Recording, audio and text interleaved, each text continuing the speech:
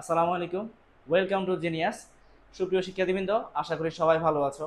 আজকে আমরা সাস্ট 24-25 আসা একটি চমৎকার ম্যাথ দেখব। চলো আমরা ম্যাথটা দেখি। X square by 3 minus Y square by 4 is equal to 1 অধিবৃত্তের পরমাণবিক স্থানাঙ্ক কত? এটা একটা এমসিকিউ। এই এমসিকিউ আমরা অতি দ্রুত কিভাবে সলভ করা যায় তা দেখব। এখন এই সমীকরণটা আমাকে আগে অধিবৃত্তের সমীকরণ নিয়ে সাজাইতে হবে। আমরা জানি x square by a square minus Y square by b square is equal to 1 অধিবৃত্তের অধিবৃত্তের পরামিতিক স্থানাঙ্ক পরামিতিক স্থানাঙ্ক পরামিতিক স্থানাঙ্ক a sec theta b tan theta. অর্থাৎ এই একটা অধিবৃত্তর মধ্যে আমার এ আর বি এর মানটা বের করতে পারলে আমরা এটা পারমাণবিক স্থানাঙ্ক ইজিলি বের করতে পারবো। এখন আমাকে তাহলে প্রদত্ত যেভাবে দেওয়া আছে রাশিটা সেভাবে আমাকে সাজাইতে হবে। Y square by 4 is equal to 1।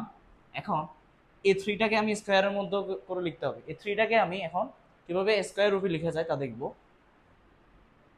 X square by আমি থ্রিকে চাইলে √3 হোল স্কোয়ার লিখতে পারি, মাইনাস ওয়াই স্কোয়ার বাই 4কে চাইলে 2 স্কোয়ার লিখতে পারি, সমান 1।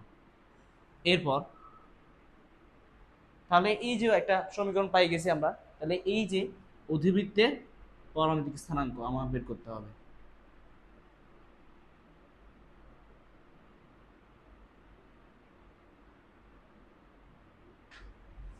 এখন এখানে আমরা বলতে পারি, ইজিলি বলতে পারি, এই যে √3 যেটা পাইলাম, এই যে √3 যেটা, সেটা হচ্ছে আমার এ এর মান, আর এখানে যে 2 যেটা আছে সেটা হচ্ছে আমার বি এর মান।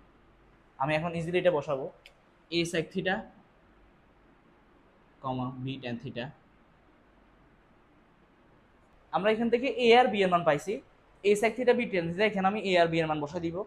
তাহলে বলতে পারি √3 সেক থিটা কমা বি এর মান হচ্ছে 2, তাহলে 2 ট্যান থিটা। এটাই মূলত আমাদের আনসার, এটাই কাঙ্ক্ষিত উত্তর।